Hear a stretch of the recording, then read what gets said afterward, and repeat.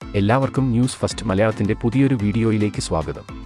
Cricket വാർത്തകൾ ആദ്യമേ അറിയാൻ ഈ ചാനൽ മറക്കാതെ സബ്സ്ക്രൈബ് ചെയ്യുക. അങ്ങനെ ഇന്ത്യ 2024 T20 വേൾഡ് കപ്പിലെ ആദ്യ വിജയത്തിന് ഇന്ന് തിരികൊളുത്തിയിരിക്കുകയാണ്. അയർലൻഡിനെതിരെയുള്ള മത്സരത്തിൽ ഇന്ത്യക്ക് ത്രസിപ്പിക്കും വിജയമായിരുന്നു ഇന്ന്. അയർലൻഡ് ഇന്ന് ഇന്ത്യക്ക് ഒരു എതിരാളി പോലും ആയിരുന്നില്ല.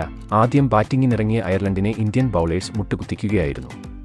ഇന്ത്യക്ക് മുന്നിൽ നിലം പതിച്ച അവർ വെറും 96 റൺസിന് പുറത്തായപ്പോൾ രോഹിത് ശർമ്മയുടെ നേതൃത്വത്തിലുള്ള ഇന്ത്യ തീപ്പൊരി പ്രകടനത്തിന്റെ പിൻബലത്തോടെ അനായാസം അത് മറികടന്ന് വിജയത്തുടക്കം നേടി.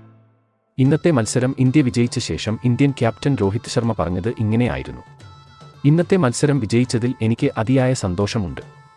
ഈ മത്സരം അനായാസം വിജയിക്കാൻ കഴിയുമെന്ന പ്രതീക്ഷ ഞങ്ങൾക്ക് ഉണ്ടായിരുന്നു. അത് അതുപോലെ തന്നെ സംഭവിക്കുകയും ചെയ്തു. ഇന്ത്യൻ ബൗളേഴ്സിന്റെ ഇന്നത്തെ പ്രകടനം വളരെ മികച്ചതായിരുന്നു. ബാറ്റിംഗിലും മികച്ച പ്രകടനം കാഴ്ചവെക്കാൻ ഇന്ന് ഞങ്ങൾക്ക് സാധിച്ചു.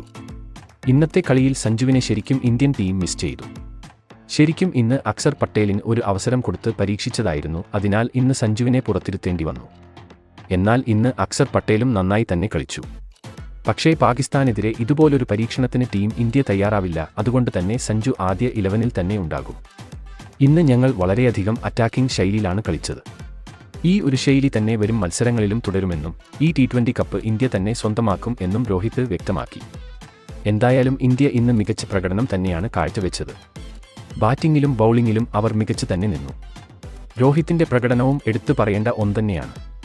വരും മത്സരങ്ങളിലും ഇന്ത്യ ഈ ഫോം തുടരുമെന്നും ഈ കപ്പ് ഇന്ത്യ തന്നെ നേടുമെന്നും നമുക്ക് പ്രതീക്ഷിക്കാം.